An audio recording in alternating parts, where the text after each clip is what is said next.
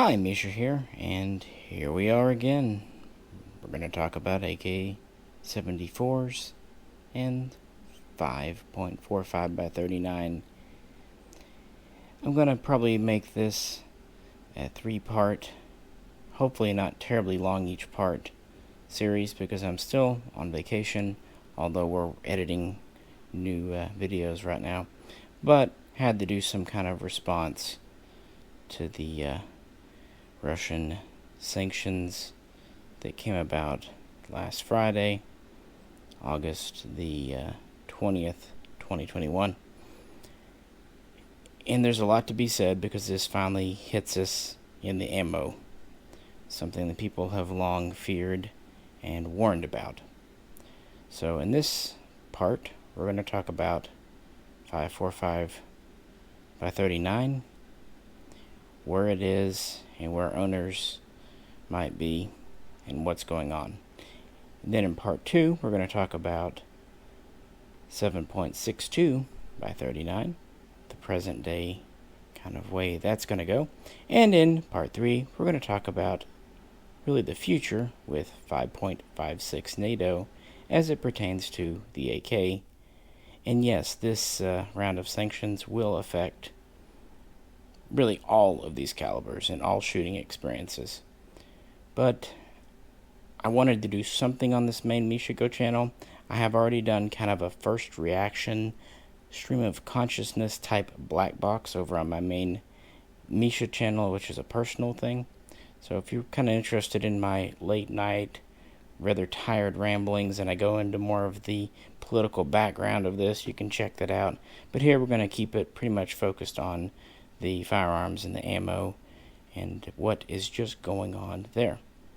So we'll just dive in. Before we get started, as always, if you please could like, share, subscribe. Also, please check out some of our older videos on this subject matter because, again, this is kind of a vacation thing just put together to try to talk with you fine folks. And if you'd like to help us support, check out the link to the Patreon page. And with that, we have two Izhevsk, then Izhmash, now Kalashnikov concerns, the SGL-31 and 545, a rifle, and the SGL-12 and 12 gauge, the shotgun. The sanctions we're facing now are far from the first from Russia. And to be fair, the Russian Federation itself has never protested too heavily. Of course, the 1989 import ban was not directed at Russia. That was still during the Cold War, but it did prevent the importation of military-style guns. Still, you had quite a few thumbhole stock-type guns, and from Russia, the most notable example would be the Tiger, the semi-automatic version of the SVD. Well, I said semi-automatic. You know what I mean, civilian version. But in 1994, when Yeltsin and Clinton were in the middle of talks, Russia voluntarily created and signed a bilateral agreement where they said they would not export military guns or military-style guns to the USA. So even beyond the 89 ban and the later 98 ban, Russia themselves made quite strict rules. This is why the first Segas we saw came in with Monte Carlo stocks and were very, very sporterized. And they started to trickle over around 95, 96. And they started to really hit gun stores after the 21st century. But it wasn't until the assault weapons ban sunset at the end of 2004 that converting Segas became a real big deal. And so things started to actually loosen up for a time. In 2008, Arsenal would introduce the SGL-10, and then very quickly the SGL-20, and then the SGL-21, and then the SGL-31, and that was getting very close to a military-style gun.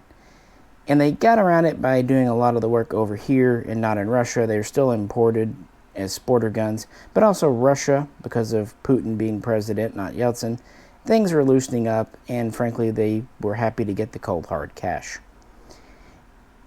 And then that led to the shotguns. Now, early on, the shotguns had the Monte Carlo type stocks too.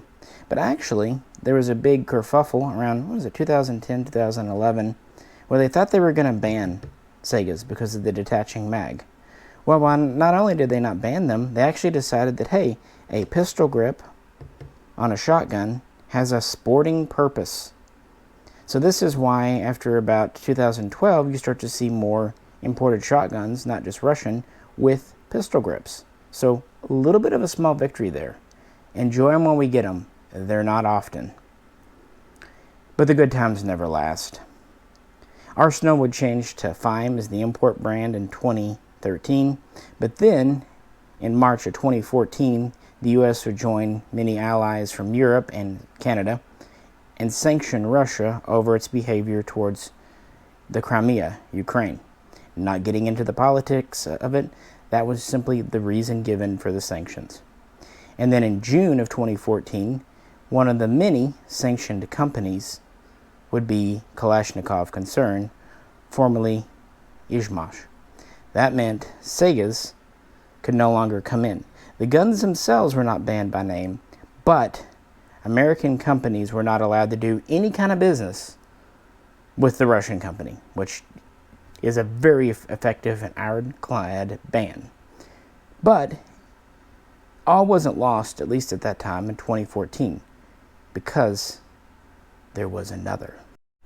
In the late 90s, not long after the Izhmash guns were coming in, we started to get weapons from Molat, who had made the RPK and its variants for decades. And I remember that Robinson Arms, Rob Arms, of M96 or C96 fame, was one of the early importers, but several companies did. Now the thing is, Molat was a smaller company than Izhmash, so more people courted Izhmash. They were cheaper, and they could deliver more guns. But a couple of things. Remember that 2012 thing?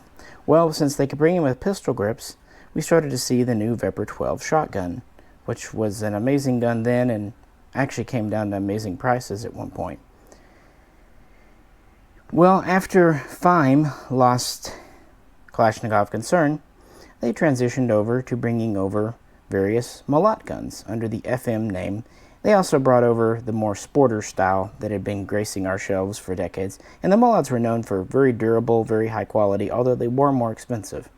But in 2015, the FM series really hit good and was a very good seller for a long time.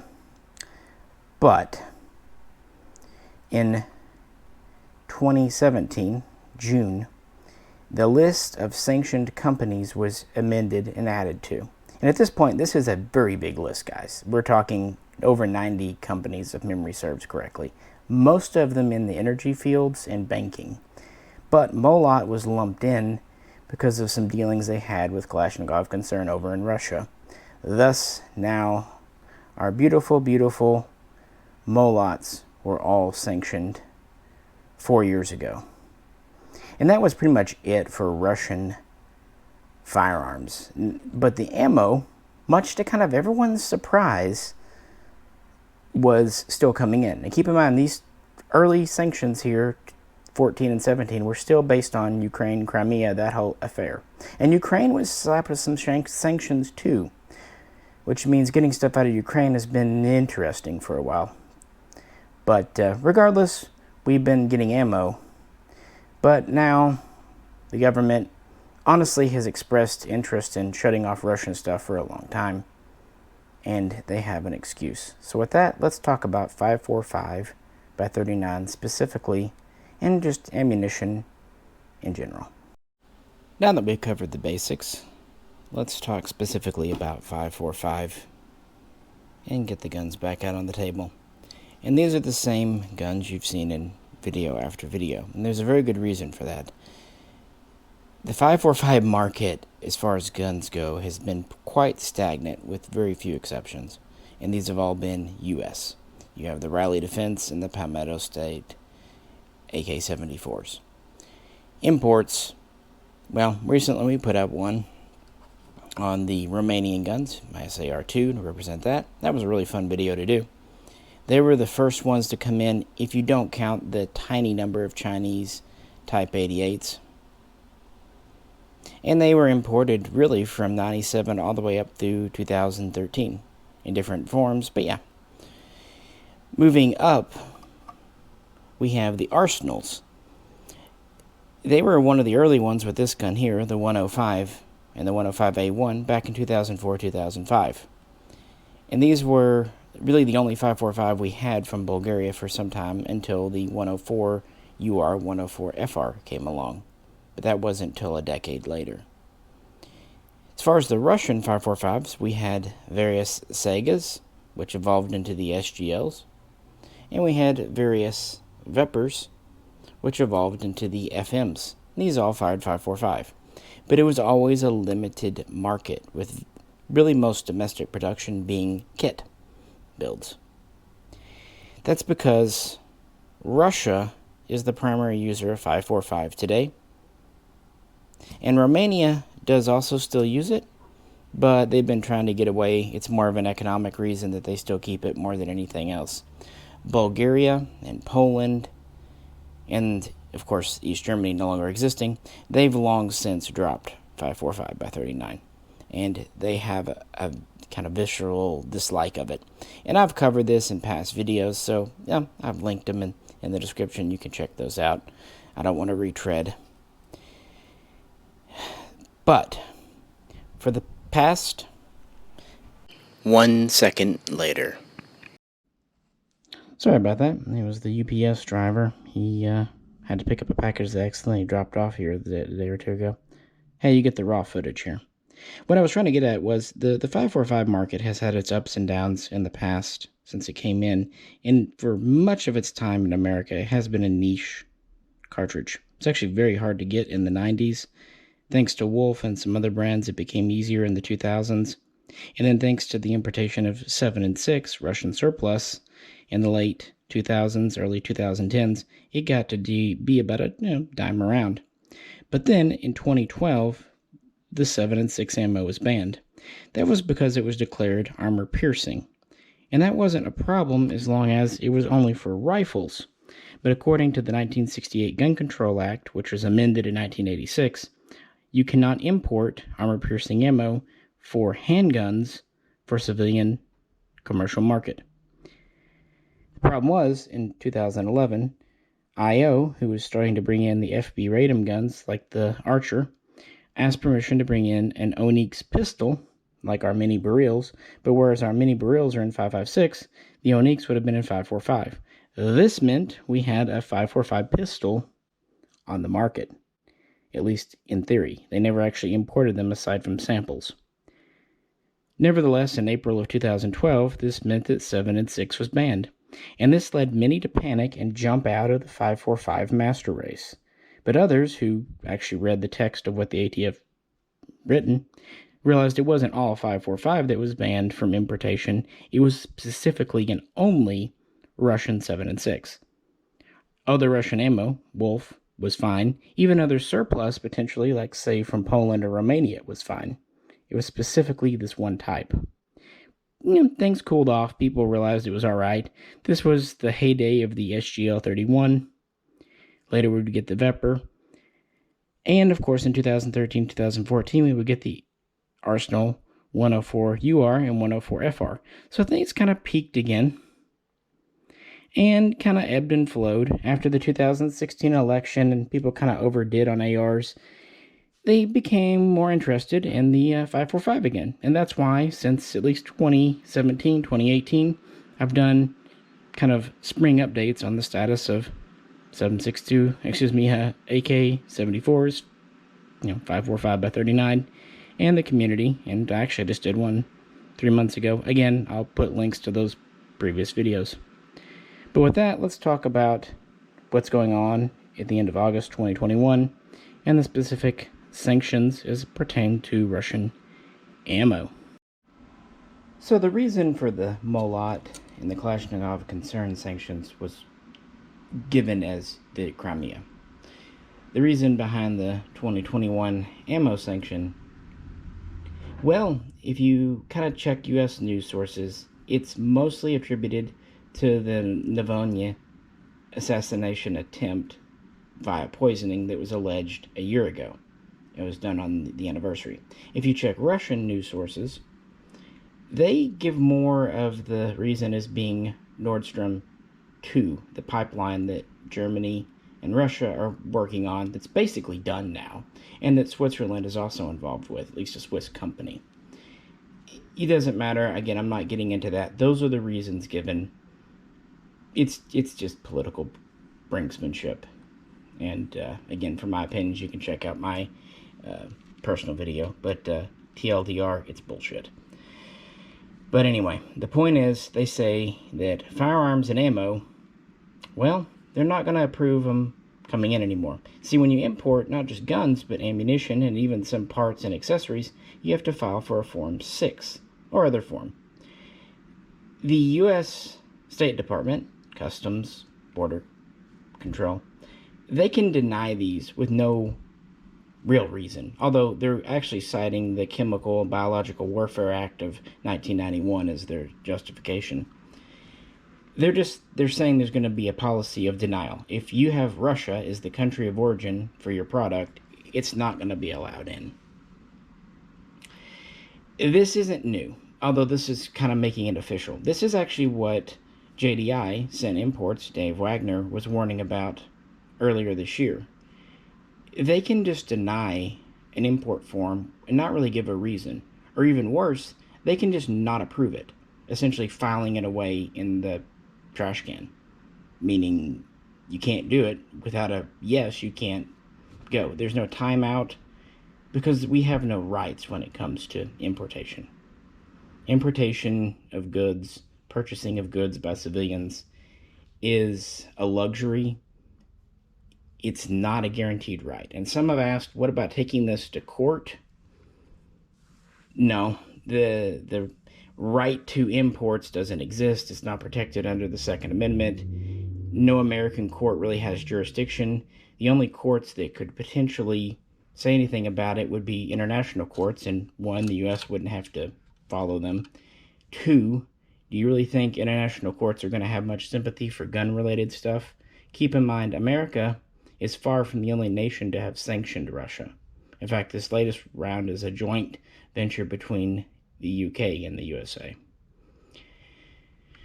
So, no more forms are going to be approved for firearms, which that doesn't matter. Firearms are already banned effectively from Russia, but also ammunition. However, it does say forms that are already extant, that already are approved, that are already out there for, say, Wolf ammo or Red Army Standard if it's the Russian type. Those importers, since they were already approved, can go ahead and bring ammo in. And import licenses, they can last up to 2 years, or they have a certain quantity on the form you can ask to import. So whichever you hit first, either they time out or you import the maximum allowed number of units. So we don't really know if, hopefully, importers had an inkling this was coming and sought and were given approval on forms to bring over ammo. So ammo will continue. Next, this isn't supposed to go into effect until September 7th. But again, this is just making something official. That's kind of been an informal policy at the Treasury, at the State Department for quite a long time already. Russian stuff has kind of been blacklisted for a couple of years now, frankly. But, yeah. They also say that in a year, 12 months, it will be reviewed and the sanctions perhaps will be lifted if Russia meets the terms, meets the demands. Only problem? Some of the demands are just things that Russia's not going to do, including allowing inspectors into their facilities. So the chances of that are very slim. So that means this round of sanctions will probably stick. So where does that leave us? Well, pretty much get used to not seeing the old crummy Russian packaging and paper wrapping.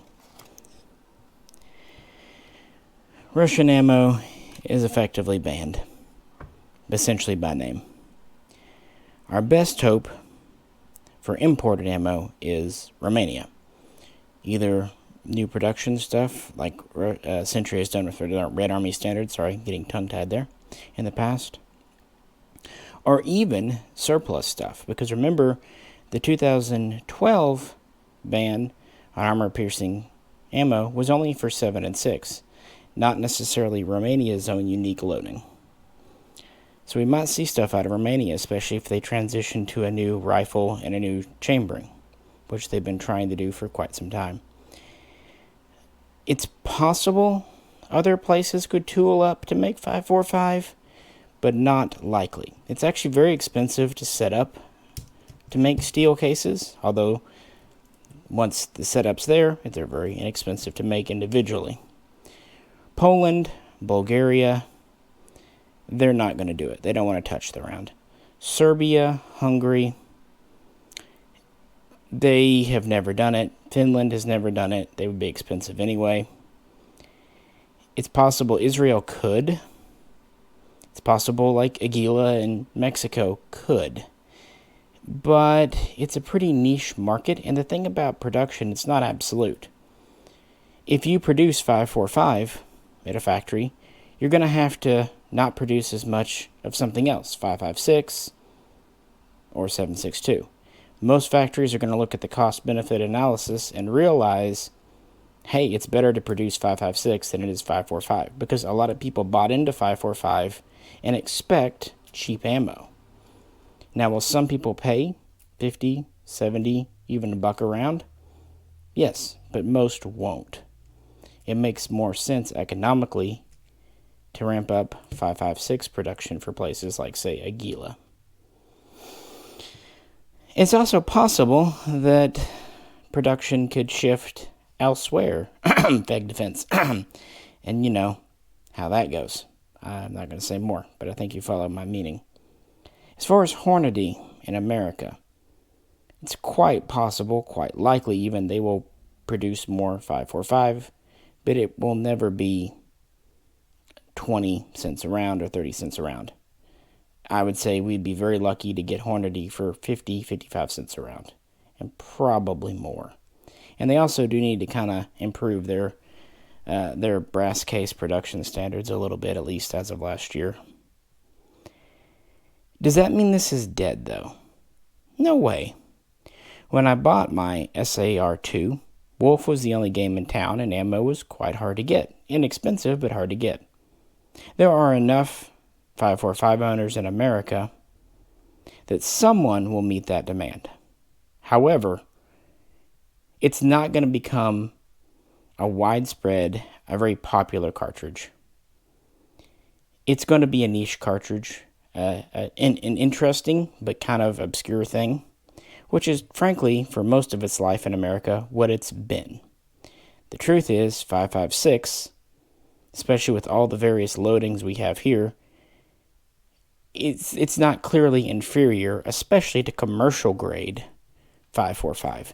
One might argue military 7 and 6 can give military 5.56 a run for its money, but commercial grade stuff, especially like Tula, it's known for having pretty low energy, all things considered. This is just going to be your curiosity, and frankly, that's okay. There's plenty of cartridges that are curiosities. Frankly, 300 Blackout is that. 5.7 from FN is that. Heck, M1 Carbine, the 30 caliber carbine, is that. To some extent, even 30-06 is starting to slip into that, or 243, or any of the number of 6.5s. Not everything has to be the most popular cartridge ever, as long as it has a dedicated buying base. One brand that I've been impressed with in recent years for kind of doing obscure rounds at a reasonable price is PPU. I have quite a few of their interesting loadings out there, and they don't charge an arm and a leg, not like, say, Norma used to, at least. I would not go selling my 5.45 guns. For one thing, the market's going down right now. It is kind of ironic, though, because just earlier this year, people were wanting to pay $3,000 and up for a 104 FR, or, that was a cat, by the way, over $2,000 for various Segas, or nearly $3,000 for SGL 31s. And of course, these were going for $5,000 and more. But I've been saying for quite some time, it'll be a buyer's market in the fall. It's just, frankly, this has kind of hastened it by a few weeks or a couple of months. Because people overspent during COVID for various reasons. So unless you just really don't want to mess with 545 anymore, hang tight. Don't go out and blast the ammo you have. But don't worry yourself. Something will happen. But the consequence of this, the cheap steel case, that's going to be a thing of the past. Even if steel case comes back, it's going to be more expensive. Our best hope for affordable 545 is Romania. If it's produced in America or most any other European country, because they're going to have to tool up and have costs for it, it's going to be higher. But this is only one cartridge, but it is probably the most hard hit because this was something, as I said, the majority of the ammo, well over 90% on our market, came from Russia.